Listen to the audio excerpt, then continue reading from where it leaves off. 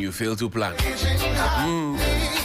We're starting now on our Sunrise series on national emergencies, our emergency response systems as a country, the services that come along with that. And we're feeding all of this into the filth, flood, and fire disaster that happened on June 3, 2015. This series will be asking Ghana whether we have learned a lesson at all from that disaster by assessing our national readiness and response at the national level and at your personal level, at the community level, at the regional level. It's another rainy season. It's here. We're asking, how prepared are you for the rains and the floods? We're told that there's a storm coming from Togo, which will fall heavily sometime during the day. You want to take precaution. It's your better. It's your name, better. Helena Piampofo and Noble Crosby Allen. Are you prepared for any kind of disaster at all living in Ghana? Helen. Am I prepared for any disaster living in Ghana? I don't even know how prepared the state is for a disaster, let alone talk about myself. So, prayers and vibes. Yeah. Because since June 3rd, 2015, have we had anything of that same magnitude occurring? No, not after That 2015, same no. magnitude, no. But earlier we've had that before, 1995, thereabout. You know, we had that before. But we've had fire disasters after. Yes. We had flood disasters after. But the two together are the same Magnitude. We haven't seen. But what happened in 1995 thereabouts, in 95 or 96, 94, I'm not too sure about the year, but I remember that mid-90s it happened. There was no fire connected to it, but the flood was crazy. It was crazy. Many lives lost. Yeah, some people died. I mean, even this recent rain that we had, people died. That's right. And it raises the key question of what you have said. I remember that the previous administration led by Nana Addo Dankwa Akufo-Addo with Dr. Bawumia tagging along as vice president, we said that we're going to have an emergency response policy. A team was put together to think around those lines and bring us the policy. I know that the document was presented. As to whether we're using it or whether it answers the question that we have regarding our safety, and preparedness for natural disasters and, our own calamity if we bring it, or tragedy if we bring it upon ourselves. I don't think that we have properly explored that. That's one. Number two, I also think that the citizens have not been carried along in terms of preparedness. That's right. What happens if you find the National Fire Service these days trying to do a lot of public education? So when fire, you see a spark on your meter, also look for this and switch it off, don't pour water onto it and do this and do that and do this, do that. But generally, the citizens have not been carried along, in that direction. So a disaster strikes and you don't know. Common CPR to perform when you get to an accident scene and you find somebody lying, unconscious. What do you do? Do we hold the person, as they say in local parlance, olijo, 4 strong boys, one leg to each man, one arm to each man, and then we carry the person and toss them, in the pickup bucket or in a taxi. How do we? I always say that people die not because the accident that happened to them killed them. It's the people who handled them from that point. That's right. Maybe to the hospital that killed them. Because if the person has internal bleeding and you position the person in a certain way, That's right. If you position a person in a way that blocks the airway, Indeed. and he can't breathe or she can't breathe, you are killing the person literally. And all these things come, to add up to our unpreparedness, and you put it rightly. We are not prepared. In fact, John, you make some very, very fantastic points. We're talking Sunrise about on 3FM. And I've got to shout out Ghana Met and the fire service in terms of preventative action, early warning signs, and especially to the Ghana Met. If you follow them on the socials, you know that all throughout the day, they update the page, if not hourly, they'll do so throughout the day. Every 2 hours or so, I refresh the page.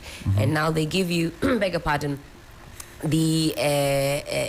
when it's coming, where it's coming from, what areas are going to be hard hit. So I implore everybody to follow Ghana Met on the socials. That's something that you can do today to also prepare yourself. But you talk about... So you get to know what's happening and when it's going to happen. Exactly. So you get to know. So shout out to the Ghana Met. Of course, this morning we spoke to Felicity like we do every weekday morning. So you get that intel, at least from us. You know that there's a chance of rain for the fisher folk. They know when not to go on the seas. I think that's a good thing. You talk about CPR. That's right. I only recently did CPR training myself. Up until recently, if I saw somebody collapse in front of me, I wouldn't know what to do. And like you say, it's in the panic and the post-emergency response. That's how I'll be screaming, helpless, not knowing what to do. At least now I have a few tips and tricks, but that didn't come cheap. I don't know how many employers are putting this to practice. That's something that we have to do. Employers and even the citizenry. Right. I don't know how that can also be done. Back in the day, we had a lot of volunteer groups. I was a Boy Scout growing up, and we used to do a lot of activities with the Girl Guide and Girl Guides, and then also the Red Cross. So these things were taught to us at a very, very young age. These days, you don't have a lot of those groupings. Either in the school, and even the school, not in the public schools, they are in the private schools, the high-end private schools, or the mid-range private schools. If it's a private school and it's more like a low-cost private school, you may not find that there. That's one. The Scouts Association that I belong to, the company I belong to, 16th Accra, was not in a school. It was for the area, the community. Okay, so you had boys who were we came from different places to be part of that company. I recently saw one too around the Accra girls, behind the wall, under the trees. I saw that it's a scout company that's there, all of that. All those things, and the older folks will talk about young Pamir, they will talk about all those things. They seem to have been missing. What that does for us is that if I know, and you were also a Girl Guide and Crosby was Red Cross and he knows, and Abiam was a Boy Scout and he knew, and somebody is a cadet, and all of us, if we all know, then we are safer together. Because at any given time, we can come to the aid of somebody. We know that, this person has fallen down, is just, fainted. So what do we do? He's lying on his back, facing up. His airway is blocked. What do we do? Do we need to turn him over and put him on one side so that he can get to breathe? All these basic things. And I would reiterate that people die because the people around them do not know what to do. I can bet my last 10 CDs that if somebody collapses or buildings collapse, somebody faints now and falls down, the first option would say, yeah. Fetch one bucket of water and show him that water is life. who rebaptize him. And it happens. Yeah. And then the next point is, Charlie, let's mash kinky for him. There's a template, it's a starter pack. I'm telling you, it's not a joke. Or some that normally I see more from Mountain Bra. Or the kinky, the mash kinky thing. It happens in most communities, I'm telling you. If somebody faints, they pour water on the person. The person they'll use their to fan you. But if somebody faints like that, what you do is that you're losing the person up. So I'm wearing a lace shoe now. Touch wood, if I faint now and fall down, first option would be to, take off my shoes, take off my socks, losing my belt and any other thing that could be holding my watch, and take them off. Allow me to feel free. In fact, give some space. Exactly. As opposed to now crowding the person. So people also don't know that it could also be a trick of bad people to say somebody may fake fainting. Okay, and it's maybe a lonely alley or a dark place, and you being a good Samaritan, what's the first thing you do? You check out and look out for to be sure that you're also safe. Okay. Because you have to be alive to be able to save somebody. Indeed. You get the point. So you check and be sure that this is not some ploy, this is not, a trap or for some sort, no other bad people are. Before you go on to go and check if the person has pulse, how do you check for it, the pulse? Do you use your magnetic thumb or do you use these two fingers, the index finger and the second finger, to check? There are many different things that you get the point. People don't know because the thumb is magnetic, we are told. So many things. So many things. Somebody's gas cylinder is on fire. The first thing is let's add water. Water is oxygen and hydrogen. Your car is burning. The first thing you do is to open the bonnet. The bonnet. You will kill yourself. You have an extinguisher in the boot. You will not reach for it to check the grill and the space there to try and, push the stuff in there, make sure that everything at least cools down before you open. Your car is overheating. First thing you want to do is to open the water tank. You will kill yourself. The pressure has built up. And Johnny, about this car issue, I've seen, I was in East Legon, somebody's car was on fire, and the people then came to surround the car close to the fire. I'm thinking, have we not learned from tankers exploding, vehicles exploding? Not. Why do we get close? And people start taking their camera to film. Look, it's been 10 years since the June 3 disaster, right, Crosby? 10 years. On that night when it happened, I already mentioned that I was working at TV Africa at the time, rundown show, we had closed, we came to Circle to come and find something to eat. So I was out the whole night. In fact, the next morning, I only had to rush home, pick a shirt. I didn't take a shower, pick a shirt over the black trouser I was wearing, came back on air the next morning because it was happening. The rescue mission had started around like 3-4 a.m. and it was happening. It was going on. Human bodies were just being packed into, and even how we were packing them, so undignified, in the bucket of, the Abosuka Macho, the bigger one. In the bucket of Kia pickups, just taking them away. It was so undignified. Now, the question I asked them was, if we had an evacuation center, as happens in advanced countries, an evacuation center or a park, some sort of a place where people could have gone to seek refuge, I can bet my last person they wouldn't have gone to the filling station. They went to that Goel filling station because, for those who know what that filling station looked like, the one at the Kwame Nkrumah Circle next to the GCB Tower, it had this big canopy that covered the whole place. So as soon as you enter the filling station, you were sure that the rain wouldn't hit you. People sought refuge there because there's no evacuation center. There's no shelter anywhere on that whole stretch. This is Korle Klottey Municipal Assembly or constituency, and then Ablekuma Central, which connects to Abosokai. Right. From that end, all the way down to name the constituencies that follow. There's no shelter. In your constituency, is there a shelter?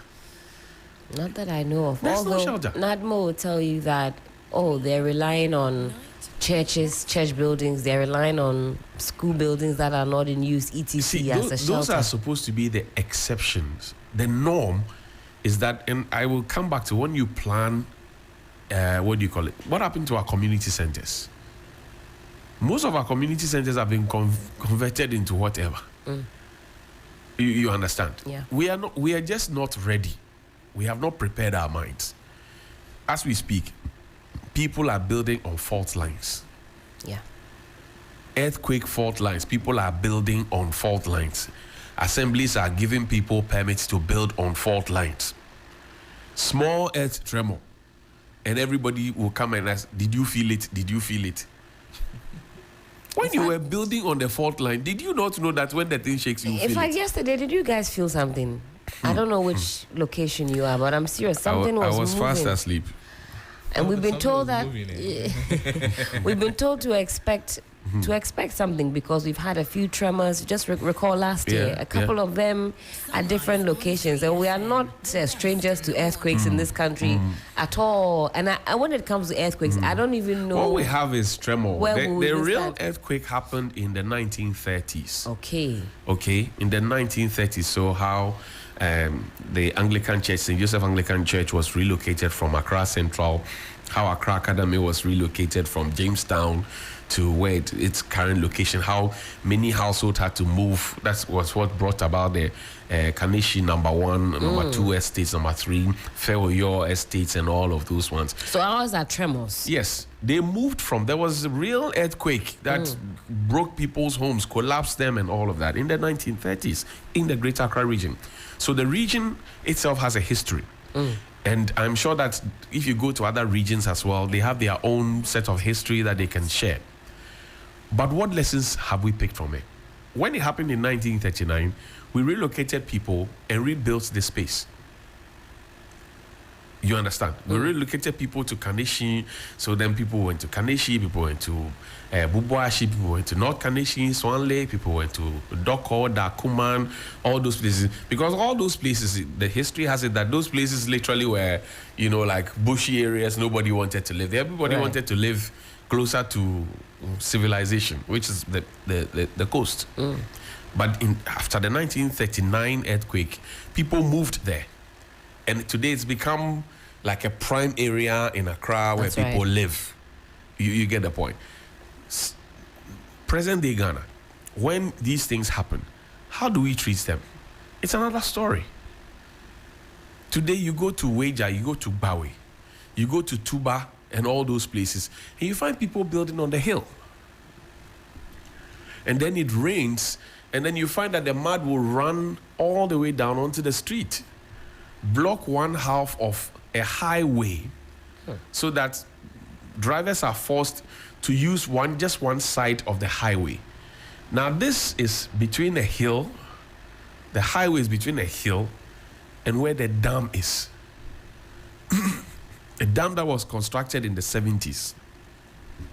And we keep talking about structural integrity of the dam being, at risk, because some people have built down there where the water is supposed to be connecting through the Densu Basin and the the Weja and all of that. People live there. So you are torn between holding the water in the dam, not spilling it to affect people's homes there, right? And then you're also torn between spilling the water so that you don't compromise the integrity of the dam. Because what it means is that if that dam collapses, that Weja dam, touch wood, if it collapses, about 70% of Accra will be underwater.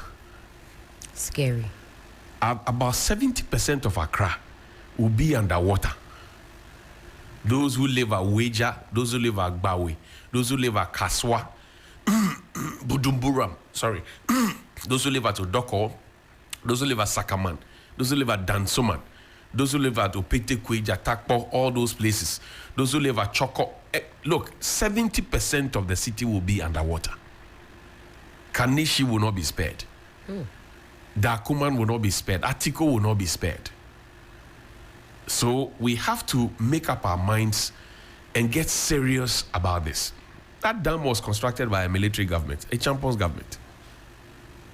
With all the demonization, they're still serving us. Yeah. The democratic dispensation that we've had since 1992, what have they added? And how are they even maintaining what was left for them? Are we waiting for people's homes on the hills to collapse before we start sending them rice, oil, and chaliwati and rubber bucket? Because that's what we do. Even that will delay. That's right. And we know that this is not a place to build, but you find somebody at the assembly who will give permits, say, go and build there. It's a serious matter. It's a very, very serious matter.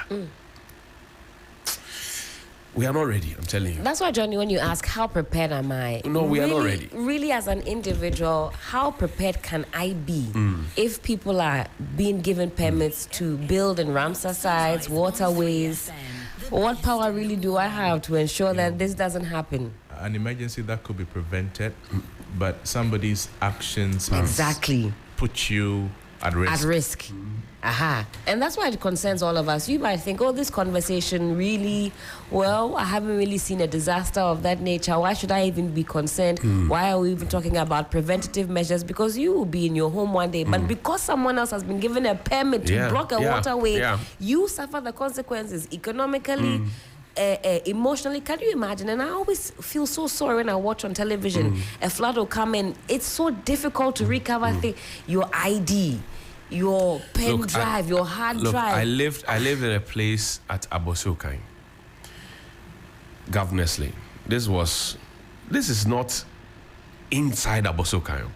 This is by the main road where the ADB building is, the ADB Bank. Right. On the main road. Growing up, that house didn't used to flood. These days it floods. It floods. So if you stand, right, if it rains heavily and you stand up, it would go beyond your waist, the water levels. Wow. It is because somebody somewhere has built somewhere. You get the point. And that is through no fault of yours. You have done the right thing, but somebody else. Somewhere. Because I remember when the main Kadesh Malam Highway road was being constructed by construction pioneers, CP they called them, who later came to do the median, the wall, the median. They did all of that. Solid work that they did. They put a huge gutter, drain, under the street. There's a huge drain there. So that collects all the water from that Wejagba way, comes all the way down through Odoko, Dakuman, Dansoman Junction, comes through Accra, comes all the way First Light, goes through all the way straight into the Koli Lagoon. So they created that channel. Is that channel silted? How often is it cleared? It's basic things. Basic things that we ought to do. We won't do. In fact, in 2015 or so, when the water came, right? The asphaltic overlay on that highway was as thick as this. If I'm not exaggerating, or maybe much thicker. Okay. This was done in the 90s. 1990, 91, thereabout. It was this thick. The water was able to peel some off.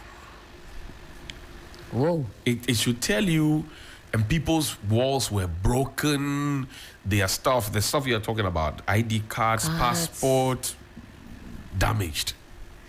Because it came at night. And you had no option. Where were you going to run to? Where are you going to run and go? Like Stoneboy asked. At that time, where are you going to run and go? Where? What designated area can you seek shelter? There is no shelter. We don't have shelters. And if we don't have shelters, what do? We don't have shelters. I also wanted to add quickly about plugging in digitalization so that we can get alerts going straight onto our mobile devices. During the elections, we were getting text messages from the candidates. Merry Christmas. Thank you for wasting time on me. Go and vote for me. Can we not do that and get some of these weather forecasts, emergency details, whatever, going straight onto directly to our mobile devices so that we know at so and so time, between so and so time, this storm is coming in. Everybody find way. Digitalization, but we're using it for, I don't know, TikToking. Anyway, well, let's go on to the phone line now. Ama Ofori MP is Executive Secretary, Environmental Service Providers Association. Also joining us on Zoom is Dr. Ishmael Norman. He's the President and CEO of the Institute for Security, Disaster and Emergency Studies, ISTIS. Doc, good morning. Thank you for your time. Hey, Johnny, long time. Good morning. Yes, good to see you. We miss you. I remember that the last time we were close to a disaster, the pandemic, you gave us a comprehensive list of what to pack and what to do and what not to do, where to hide and what to do, and etc. We miss you. Oh, thank you. It's great you remember. Great. Amma, good morning, and thank you for your time. Hello, Amma, good morning. Hello, Amma, good morning. Good morning. Good morning to your listeners. Great. Let me begin with you. Can you honestly say that as a country we are ready for disaster, touch wood, if it happens? Thank you for the opportunity. As a country, what we need to do is to have a plan. So that's why when you go to the municipal and district assemblies, they have planners, they have engineers, and then they have the experts. And it's long overdue that as a nation we start using our experts in this country. That is why they were trained and put in place to assist us grow. So once the municipalities and the metropolitans are growing, to put in systemic plans for disasters, they are inevitable. Whether we like it or not, the way nature is, if we do not take good care of nature, nature has its own way of punishing us, and that is what happens to us whenever disaster happens. So, from a point of view of an expert in waste management, one of the things that would lead to disaster if we do not take good care of our environment is we not distilting or clearing the gutters around this time. Now that we know we are in the rainy season, strategically, we should be looking out for the places that there are big drains and automatically we've been having challenges and quickly attend to them. And this is a time we need to do a lot of education and awareness creation and let people desist from bad waste management practices, where people, instead of sending the waste to the appropriate place, are of the view that when the rains come, they should rather put it in the rains for the rains to carry it along to wherever. I mean, more often than not, we can't even comprehend why Ghanaians, a lot of people will be thinking and assuming things to be done this way. So we need to put in systemic plans and even have a budget in place to ensure that we are ready for any inevitable things that we've not planned for. So ideally, these are some of the things we have to do before the rains come. I see. Doc, I come to you now and ask the question, are we prepared for disaster if it does happen, touch wood? Johnny, I would like to be more specific. When it comes to the answer is yes and no. When it comes to health emergency, because of what President Mahama did in his first term, building emergency disease centers like Amasaman, Legon Medical Center, and all of that. And I know that he's going to continue in this path. When it comes to health emergency, we are almost above 60 to 70% prepared. The medical doctors are there, the hospitals are there, and we've gone through the run of it, the simulation through COVID. So we are in a significant way about 60 to 70%. Just last week, President was in Geneva to sign an agreement, pandemic agreement between WHO and other countries, so that even the playbook is provided by WHO, and Ghana is going to fit it to the Ghanaian situation. When it comes to earthquake, the answer is about 25% preparedness. The first president, the panel you were talking to, said we don't have shelters. It's a very important factor in earthquake preparedness. If you do evacuation, you have to resettle the people. Where are we going to put them in an earthquake, massive earthquake? When it comes to flooding, it is very similar to earthquake, except that eventually the water will recede, and so the evacuation will not take as long as in an earthquake when buildings collapse, bridges collapse, roads are destroyed, and so on and so forth. In terms of fire, we are poorly prepared, not because Ghana Health Fire Service isn't ready to do the job. There are many patriotic citizens working for Ghana Fire Service. The problem is that they don't have the resources. I believe this government is going to tackle it. The highest ladder they have that can go to the highest level with all the high rises in a city is about to the 8th floor. Even so, it is not like 2 or 3 ladders. My understanding, my investigation reveals that it's only one that can do that job, and it's in Accra. What about in Kumasi? What about in other cities and towns in Ghana? So overall, our preparedness is about 40% over 100. Overall, when you take the various disasters, if there is terrorism, the security agencies are there. They are ready to fight to defend this country, no matter what will happen to them individually. However, we don't have any manual in terms of how do we really manage terrorist attack. Is the police going to be the lead? The soldiers are going to be the lead? Who is going to be the lead? How are we going to care for their families? How are we going to care for them in the field? Do we have triage? Do we have a manual for that? Are we going to be able to manage them when they get injured in the field, or do we have to transport them? When it comes to fire, we've been talking about this for so long, and yet so little is being done. We've watched other countries and other communities in America, California. They have fire airplanes where they are able to douse a fire from the sky. Do we have anything like that in Ghana? We talk big. We talk about climate change.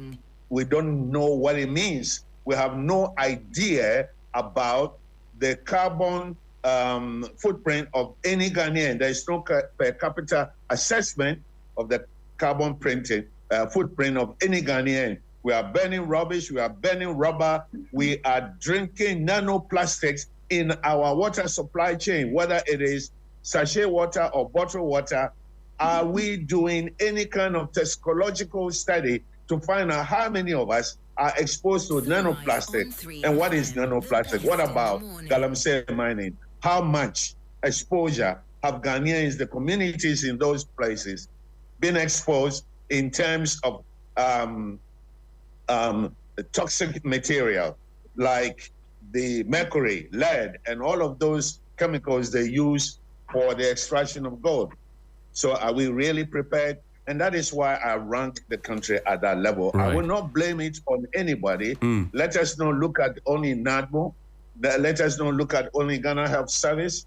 This is a holistic, multi-sectorial preparedness that has to take place, which hasn't taken place since independence. And I don't know which government is going to do it. Doc, I thank you for that insightful response and the breakdown.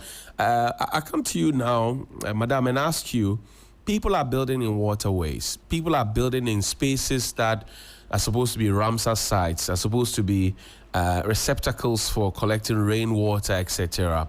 We talk about it, we look on, they build, we gather money, take equipment there, go and break them down. We watch, they rebuild. How do we end this charade? Hello, Amma. Hello. Did you hear my question? Please, can you ask that question again? Okay. I'm saying people are building in waterways. People are building in spaces that are considered Ramsar sites, wetlands, etc. We talk about it.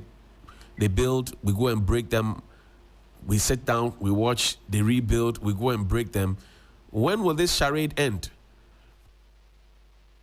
We have to enforce our laws. The laws in Ghana needs to work for the first time.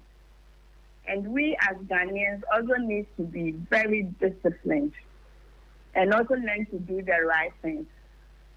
So if the laws of this country can work, and if the assemblies can enforce the bylaws, can enforce their own laws. And I think it will go a long way to help us.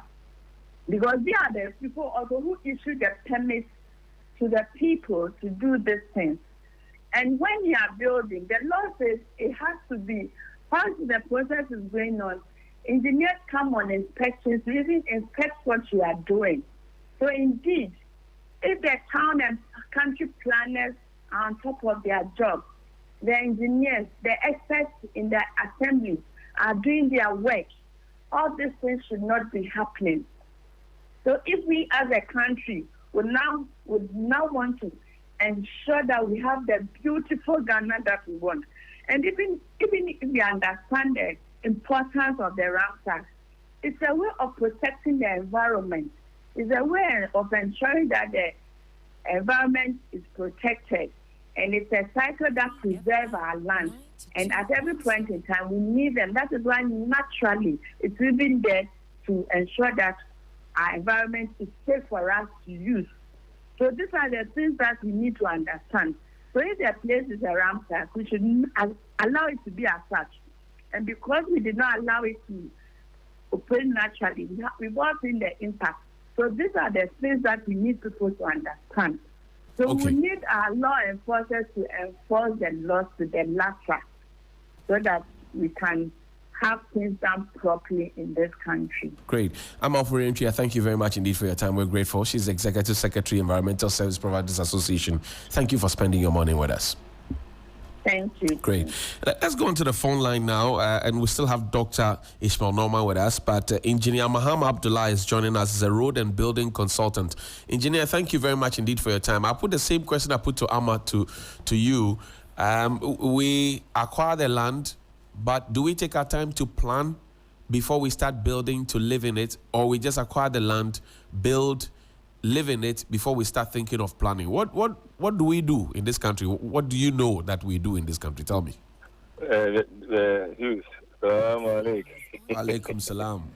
Good morning to everybody. Yes, sir. And your viewers and listeners alike. Yes, sir. I'll just pick it from where my sister just ended. I heard of saying that if the assemblies decide to work well, would have, at least we can be able to reasonably reduce the devastation that we have across the country. There's a different trend happening. The assemblies are overwhelmed with the kind of confrontations that some of them meet when they go to some of these sites to sanitize the area. There are people wielding machetes and guns. It's scattered across.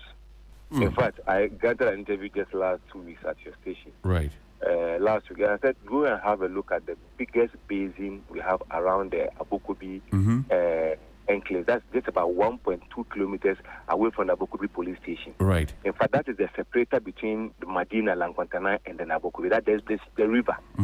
In fact, that river is the biggest basin that could have contained maybe, let's say, 40%, 30% of the outdoor water.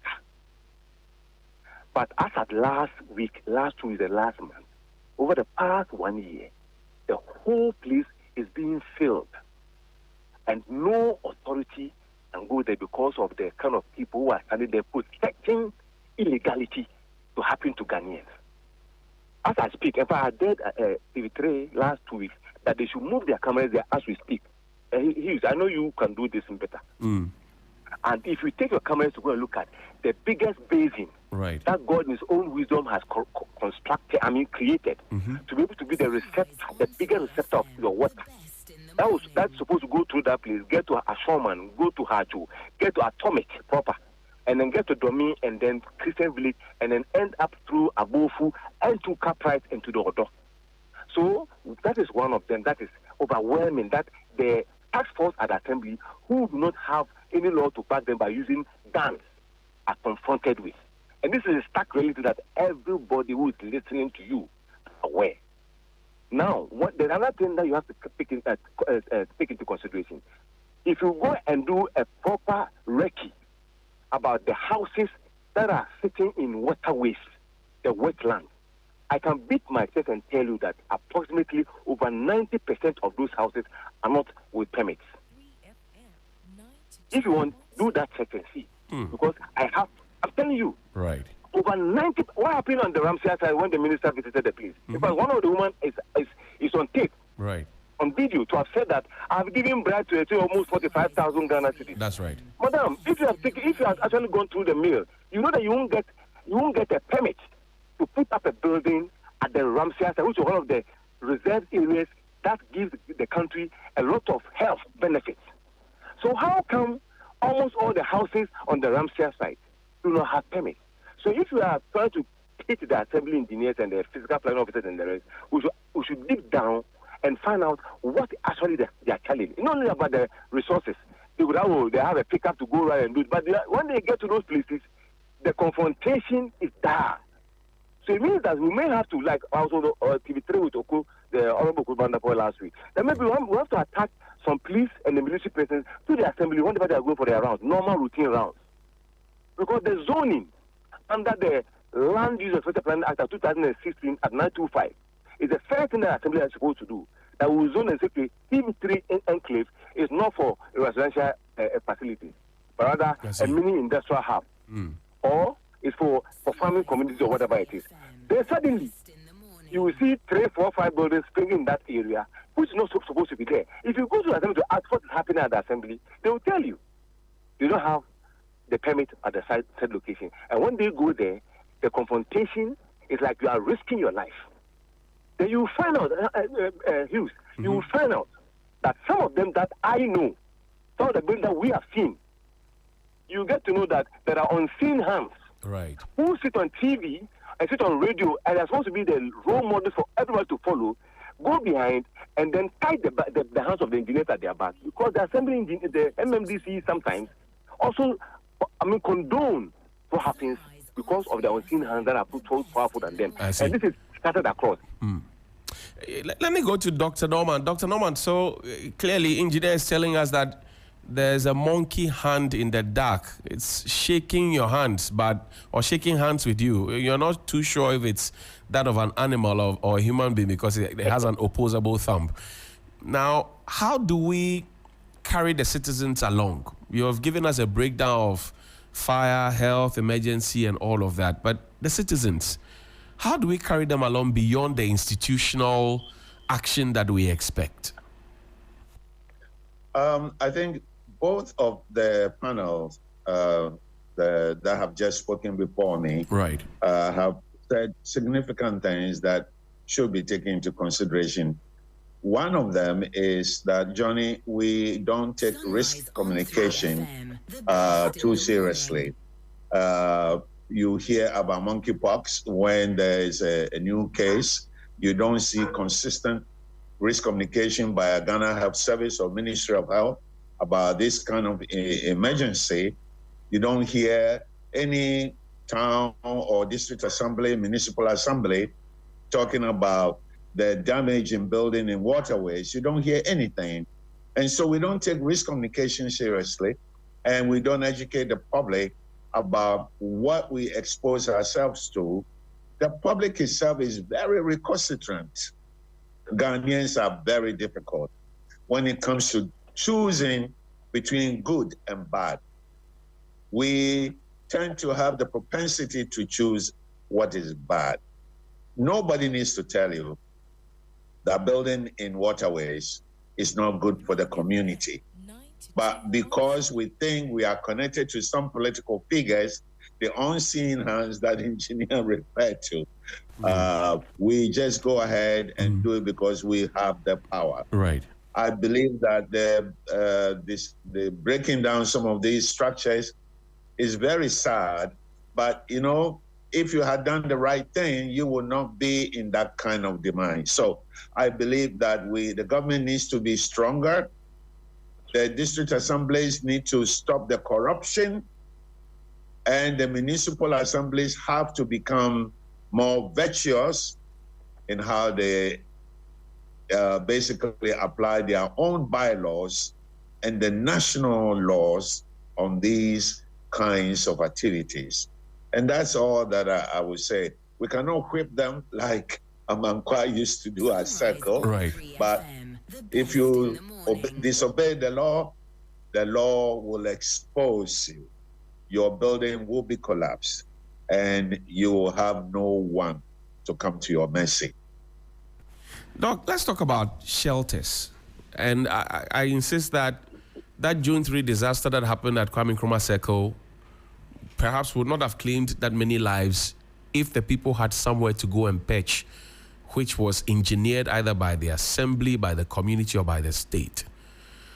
These shelters, and we find a lot of homeless children around, and sometimes you inquire where the child who has been taken to social welfare is being kept. Is either staff has taken the child home to go and live with him or her, or they leave the child at the police station.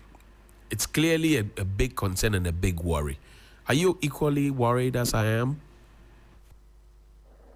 Johnny, I am very worried, and I know that you covered the June 3rd, 2015 flooding at Circle or Dubai Bridge very extensively. I know that you are probably one of the people with the repository of knowledge on that event in Ghana today. Ghana has taken disaster management for granted. There is not a single shelter in a single community in Ghana where people can go to if there is fire, earthquake, flooding, terrorist attack, nothing. And if you compare that to some European countries, every community in some European countries have underground shelters that they can go to.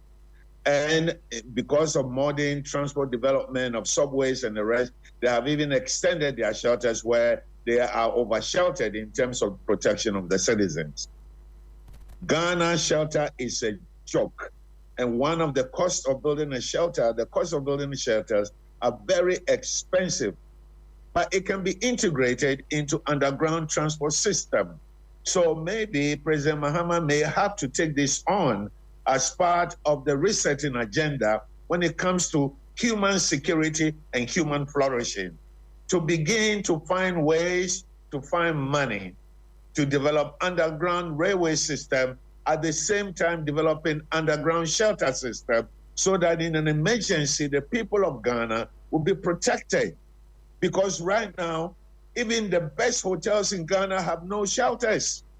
They use churches as shelters. The 5-star hotels in Ghana, in Accra, in Kumasi, they use churches. You think that if there's a terrorist attack, those churches will not be one of the places that they will attack? It is sad that we don't think far, because maybe we can't see far. This is a very serious matter you have raised here, and it takes me back to engineer. Engineer, I'll ask you, since we started experiencing this in Ghana, and I was just making reference to 1939 earthquake in Accra, did we learn any lessons from that? 1995, we saw the rains. Recently, we've seen the rains as well. Have we learned any lessons at all, from where you sit? Well, what I've noticed is that if you see those huge edifices springing up around the airports, the cantonment, and the likes, they mostly go with the nitty-gritties of getting every I dotted and every T crossed. Right. They will do their soil test. They don't just end there. They will do what we call the seismicity. They will do an intensive seismic test to know that do they have any fault line within where they are going to do their massive constructions. I know of a hotel in Accra that I already mentioned it because of business, but they did everything right. When they realized that the soil, when they did the detailed test and they did the seismicity test, and they realized that the fault line was actually going through the center of their facility. They designed the building to have expansion joint at that location, and they shifted their swimming pool from that side. Because you can see that some people have swimming pools, and then every now and then they have to supposed to go and do the tack repairs. It's not because maybe the masonry work was not done properly, but it's because of the minimum earth tremors that actually takes place without even noticing them. So those huge buildings, especially the foreign ones, or let me say those who are donor funded, they make sure that they do the right thing. But regrettably, if you talk about our individual buildings here and there, sometimes including some of our schools and other facilities in the country, we don't have those things done. Regrettably, you see that some buildings are done, even the drawings are done in Accra, right, for a government school or whatever. Right. And the same drawing is taken to maybe Eastern region, Central region, Northern region to go and do the same construction. Would that recourse to the nitty-gritty of the soil? So it looks like we've not actually gotten there in whatever happened to us. We have not learned a lot about it. Let me just chip in this thing. You know, when the atomic blasting had occurred, right, the explosion, right, there was about 22 communiques from government. Those who are driving through Domi towards Christian Village, those who are driving through Bojuasi towards Kaswa, see where we are siting our filling stations. And I cringe when I see just across the street on two sides of the location, filling stations are springing up. What did the communique say? And what did the laws of the MPA say? That within 300 square meter radius, you can have two filling stations. That's right. But we are now having filling stations just across the road. And you go and see the stop work sign. But you see, before you can even get a permit to put up a filling station, you write to the assembly first and foremost for the zoning status. When you say you have no objection, then you now hide behind one of the companies of the fuel stations to now write to the MPA to come and inspect the place. What happened to the communique? Why are we still having filling stations springing up just across the street? Because you know that if one filling station is sitting at one place, and there's even an unlikelihood of an explosion, because there's no other filling station closer to it, maybe the devastation will be minimal. But why are we lumping filling stations across? When we know that the law states that we shouldn't have filling stations at close to 300 meter radius. As I speak with you, on the Bojuasi to Kaswa Road, I used the place last week to go and visit my old lady.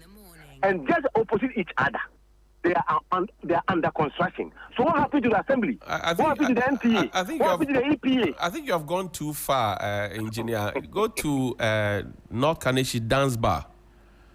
Okay. You know North Kaneshi Dance Bar after the Azuma Nelson Sports Complex, towards where the AMA Sub-Metro office is. That's right. There are two filling stations facing each other on that main road. The only time you can don't go station, to Kaswa Bojuasi. Just here. The only time you can have those filling stations, even in the let's say the difficult situation, is when there's a great separator between the road. Like, okay, when the car cannot turn to the other side to go and buy a fuel, then it means that you can have those ones. But not when we have a control flow road where the driver can turn either left or right to go and buy a fuel. This one is an intersection crowd close to it. Yeah. so the question, Johnny, yes, now the question is, let's ignore the person who's doing the construction. 1 second. Let's just say for 1 second we have ignored. Right. Look at the process involved. You write to the assembly for a no objection status. They will come to the land and check whether it conforms with their zoning status that, okay, this area has been zoned for industrial construction or whatever. It's not domestic. Then they can tell them no objection. Then you write a letter, would attach the MPA, the assembly's letter to the NPA. Then they will come and inspect. Then they also respond. The EPA will come and inspect. NADMO and FITA will come and inspect. So if you see anybody like you're telling me, the ones at the Kanisi there, then we should ask the various assembly, the various institutions, how come all of you flouted the laws? If the president, I know what he's doing, if the president wants to be counted, which of course we have seen signs and signals that is going that way, we have to sustain this campaign. Every assembly, they can even say we are going to do it in segments. Maybe within the next 2 months, government is just saying, okay, from Ayimensa to Medina, that's what government is tackling. Maybe the next 2 months is tackling from maybe 37 towards Kanishi. The next one is maybe from Amasaman towards Achimota. And let's see that any question mark building in our areas that we are talking about, let's go and probe. Did the engineers at the assembly give the permit? Mind you, before a permit is given at assembly, there's a committee which is chaired by the MMDCs. There's a physical planning officer, there's an engineer, there are 2 members co-opted by the assembly engineer, 2 members. Then we have the NADMO, we have the fire service, we have the EPA. How on earth are all these members sitting in a meeting and approving of structures to be sited in areas which are not supposed to be done? Johnny, if you want to pick it, let's educate our agenda. In fact, tomorrow, if you want, I'll start to share some pictures with you about. Let's take today. We are doing about donor status. Right. Tomorrow we're talking about how do we get permit for EPA for a filling station. Right. How do we get permit for? Then we'll notice that the flouting of the laws is sequential. That's right. It follows from the source. The Assembly, the NPA, the EPA, the NADMO, who are clamoring for government to give them more money. I see. To be able to salvage people and to rescue people from the devastations. They are also members of those who issue permits. That's correct. The land use special plan at 2016, they are members of the committee. So what happens? Okay. So let anybody have a whistle blowing where that if something is happening at assembly and you don't agree to it, when you object it by writing, you can give it to Johnny to make noise about it so that we can save the country. Can't we do that? We can, certainly. Doc, I come to you. You usually hear, and you've bemoaned the fact that we don't communicate properly in terms of disaster management, etc. One of the things that you hear officialdoms say when it starts to rain or it's about to rain, they say, oh, if you live in a low-lying area, you move to higher grounds. They don't provide the higher ground for you, but they ask you to go and move in to a higher grounds where you don't know. So the people literally have been left to their fate. Is that a way to go, Doc? Actually, no. But before I address that question, right, Johnny, I think when we're talking about subterranean, terranean structures like shelters, I think you may have to have a completely set conversation on that because the shelters are very, very important. Right. But it looks like we veer towards the surface structures. So let me now address the question. Right. The question is the risk communication, particularly before heavy rainfall, is not the correct way to do it. First of all, we have not mapped the city, for example, Accra, to tell people what are the higher level areas of Accra and where are the low-lying areas. So if, for example, I don't know the difference between the landscape, the low-lying levels and the rest, how the hell do I get to the high level? And when do I get there? And when I get there, what am I going to live on or live in? What am I going to eat? Which toilet am I going to use? Should I go and just poo-poo everywhere I go on a high level? I mean, the whole thing is so infantile that conversation, whoever comes out to say that, probably in the old days should have been given 6 lashes by the headmaster. Because it doesn't make sense. Which part of the city, the police has identified the hotspots for crime. Now, when it comes to emergency preparedness, which part of the city can we run to if there is flooding coming or anything like that? You need to map the area. And this one, I put it in front of NADMO. They should have mapped the city, every community, identify the high levels and the low levels so that the community can be evacuated. The vulnerable populations in those communities can be evacuated. That means they have to make transport available. Disaster management is not talk. It is technicians' area of specialization. And we don't have people that are specialized. That is why we set up our university to train people in disaster management and in criminology. But do you think the government is supporting us to train people, to train more people? No, they don't support us. And so we are struggling. And sometimes I feel reluctant to talk because at my age, one day I will pass and I have not deposited the load of knowledge into young people. We haven't educated enough people. We have medical doctors, engineers, and the rest. And some of the engineers, they go towards disaster management, but they go to the structural side. They don't go to the technical side for real disaster management. They don't go to the humanitarian side. You want me to go to higher level? Okay, I will go. By what means? Can I walk up? There are old people in our community. There are young people in our community. There are pregnant, vulnerable people in our community. It doesn't make sense when they talk like that. And that is why I call anybody who says something like that, let's give them the metaphorical 6 lashes. Don't talk like that if you can't substantiate that. with real action. Doc, I thank you very much indeed for spending your morning with us. We're grateful that you could join us. And that's Dr. Ishmael Norman, is the president, founder, and CEO of ISTIS. Welcome, Johnny. Thank you very much, Prof. Engineer, I come to you for your closing thoughts. Where do we go from here? We know the problems. It doesn't look like we are ready to get the solutions on, but the rains will not wait for us. They're coming regardless. What do we have to do now going forward? Well, I have to just say one thing. Just listen to Doctor talking about lack of shelters allocated in the capital. All the capital is already concentrated. It's actually lumped up. If government want to prioritize the safety of the citizen when there's any oncoming disaster or anticipated disaster, we may have to look at some lands which are actually being cohabited already. Government has to go in and negotiate with the people who may be on that particular stretch of land and compensate them and try to relocate or remodel Accra, so where we can have these isolated sets, so that in case of emergency, that will happen at Circle, people can just move there. Otherwise, government cannot just go and use the veto. But if we want to get this thing done, Accra is choked, but we need to do it in Accra and other areas. So we have to start to identify, or government can task some of the engineers or planners to identify some of these areas and go into negotiations with the persons who might be situated in those areas, residents of those areas, and then make do with some monies for relocation or reconstruction, so that we can actually put these structures within these areas. In fact, I watched there was a cycle competition in Austria. I was not interested in the cycle, I was just looking at the drone pictures that were being taken.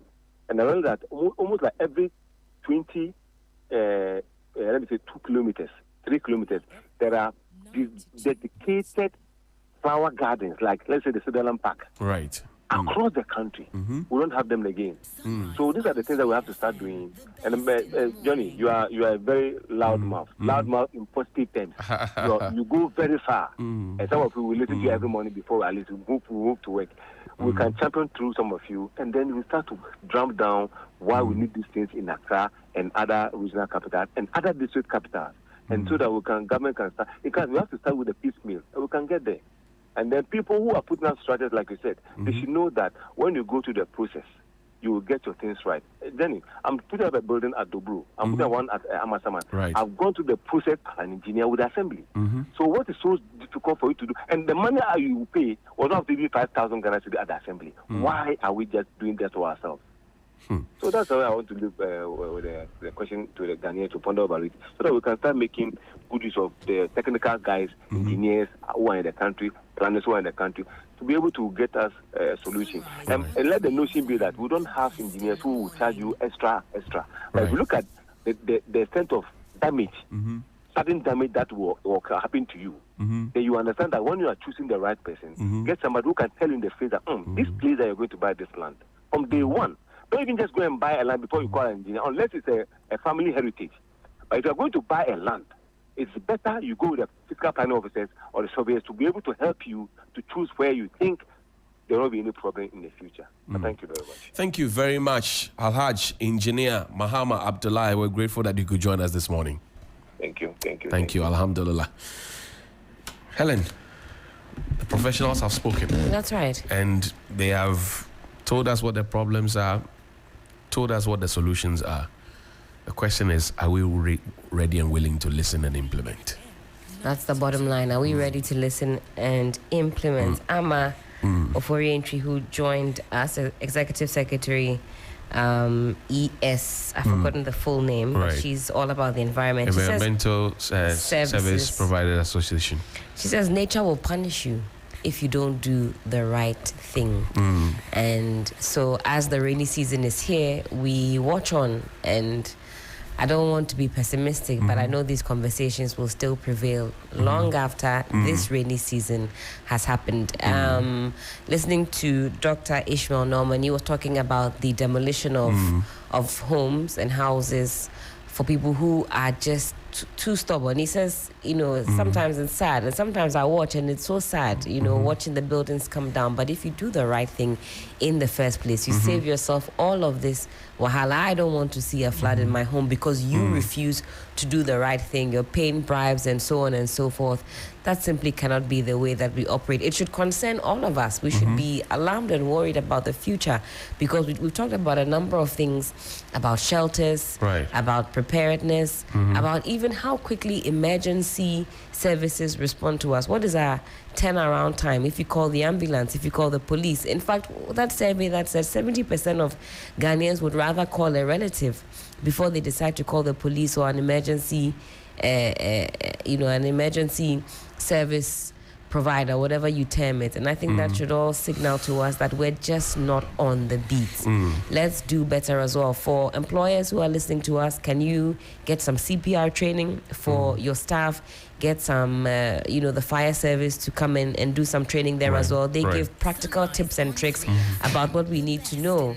I'm sure NADMO can also get in pole position to be giving us some of this education. What happens if there's an earthquake? Do you know where to go? Are you going under a bed, under a table? Are you supposed to go outside, be inside? There are so many other things that we don't know. And I think as a citizen as well, you must take it upon yourself to know some of these things. You're of age. You're an adult now. If you are not getting it from your employer or whatever the case may be, maybe you weren't lucky enough to be a Boy Scout, Girl Scout, Red Cross, take it upon yourself to also learn these things. CPR, training, learn how to put out fire. Do you know how to use a fire extinguisher? I mean, come on, let's learn some of these things for ourselves. Fire starts, you are just running helter-skelter. There's an extinguisher, you are just pouring pure water on it. I've seen it before. There was an extinguisher there, and because they simply don't know how to use it. Because some don't also believe in the extinguisher. I see.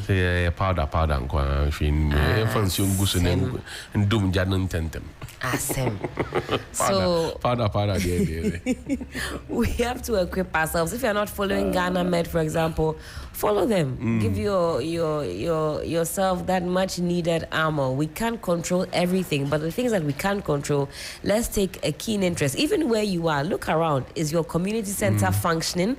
What are the available places that you could potentially seek shelter if the need arises? Is there a church nearby, a school nearby? What can you even do in your own community to help yourselves? Can you get together? Is there an association? Some of you decided that you live alone, you go home and you come home. You don't know anybody in the area. You don't know your assemblyman. You don't know, let's get involved. You are just living in the area. Living in the area.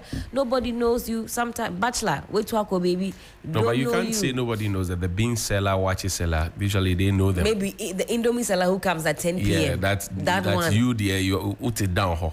Yeah, wait. So that TikTok guy we out down.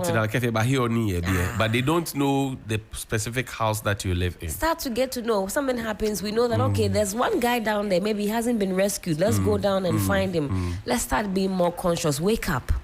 Wake up. When you are too friendly with people, they start begging for things. That's also one. The way the economy is.